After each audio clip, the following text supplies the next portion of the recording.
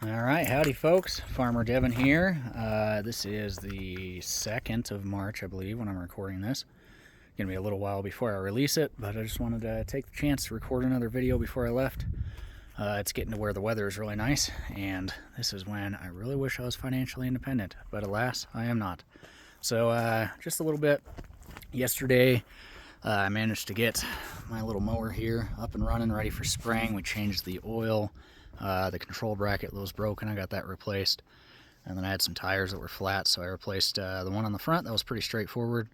And then both of the back tires, that was a little different. So I actually stole parts off of a similar mower, but they're not built exactly the same.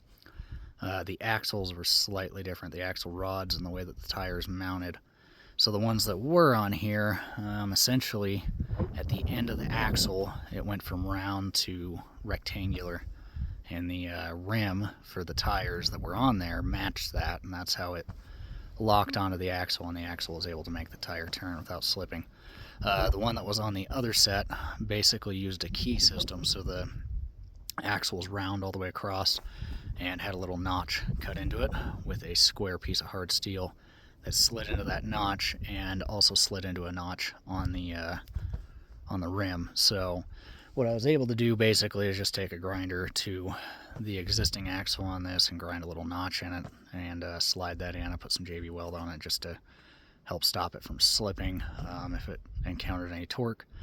Took it for a little ride around the property today. Haven't really noticed any significant issues, nothing beyond what we dealt with last year, where this thing is just kind of weak sauce and it does get caught up on tumbleweeds, but no slippage or anything on the axles, so I think that worked. And control module, whatever, I already forgot the word, control module seemed to mount on just fine, didn't have any issues there. That was plug and play. Oil, I don't think there's actually an oil filter on this unit, so I just drained the oil, put some Nor 530 in there, and I think I got just about the right amount of oil in there.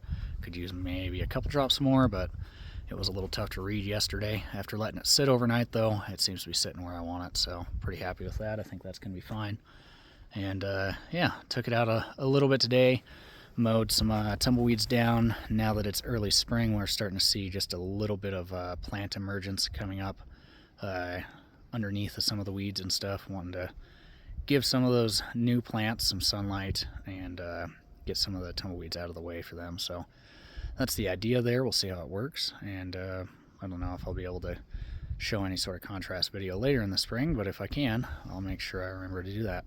Anyway, one last video recorded before I leave town for a couple weeks. Thanks for watching.